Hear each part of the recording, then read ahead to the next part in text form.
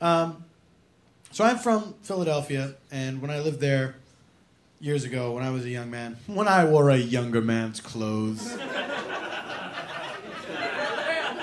It's not a good lyric. It almost sounds good, but then it doesn't hold up under scrutiny.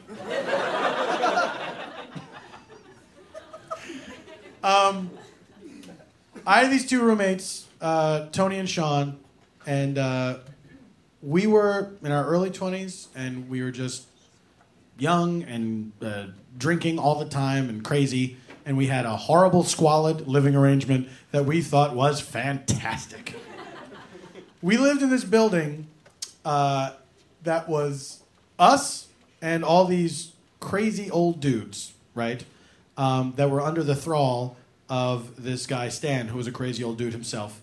And I don't know if he had some sort of scam going where Stan would collect their Social Security and pension checks and then give them some kind of allowance and skim the rest for himself. But he was the on-site landlord, and it was a crazy, crazy time. And I overheard my favorite thing that I've ever overheard in my life in this building.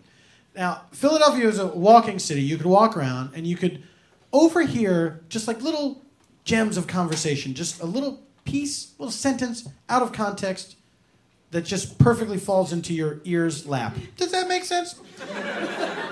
Like one time walking down the street and it's like a warm summer's evening and it's just perfect outside. It's not too hot and it's just becoming dark. You know, it's that purpley kind of twilight and just like a really nice, quiet vibe out on the street.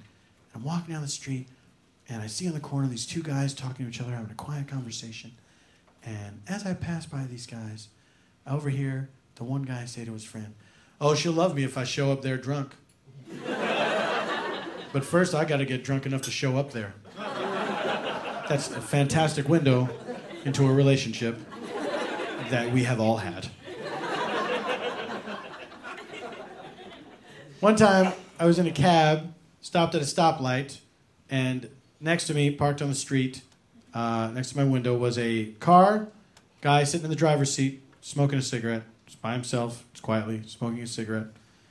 And the other light starts to turn, waiting for the green, and as the green is almost happening, woman walks up to the driver's side of this car, where the guy is smoking a cigarette, and as the cab starts to pull away, I hear the woman say to the man, "Busted! Smoking a fucking cigarette, you fucking liar!" Yeah, she was mad. Like, this guy had clearly made a promise he had no intention of keeping. Was probably kind of a jerk about it. It was probably one of those look me in the eye situations. Look me in the eye and tell me you're going to quit smoking tomorrow. I'm going to quit smoking tomorrow.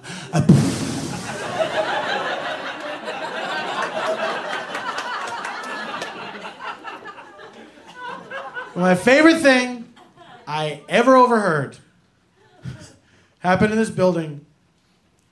Me and Tony and Sean are coming back late from a bar. Stan, the landlord, had these sons. They were our age. And a fun thing about Stan's sons is that they were criminals. These guys always had some sort of scheme or scam going, and they sometimes had to be literally bailed out by Stan. And he would try to, I think Stan was kind of in denial about how awful his sons were, and sometimes he would try to push stuff off on us that was clearly perpetrated by his sons. One time he came up to us and said, "Hey, did you guys put a ladder up against that second floor window and bring a case of beer up there?" No, Stan, we live on the second floor, so we usually just take the stairs. We don't tend to ladder it. But thanks for the heads up. Now we know what to look for: missing things.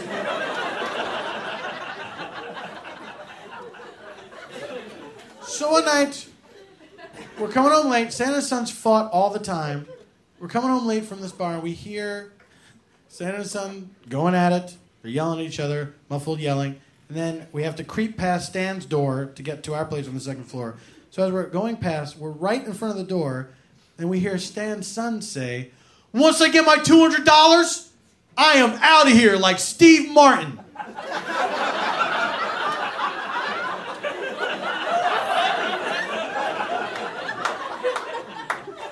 What could that possibly mean? That actually stopped us in our tracks. Like we heard they were like, what? And me and my friends went upstairs and we stayed up all night trying to figure this out. It was like, put on a pot of coffee, boys. No one sleeps in this house until we come up with a plausible explanation for that expression. Think, fellas, think. How well-versed are we in Steve Martin films? Did $200 figure prominently in any of them? Do they know someone named Steve Martin? It's just a coincidence. Where's $200 gonna get him anyway? That's his big breaking out money, $200? Does he already have $9,800? He just wants to round it up to 10?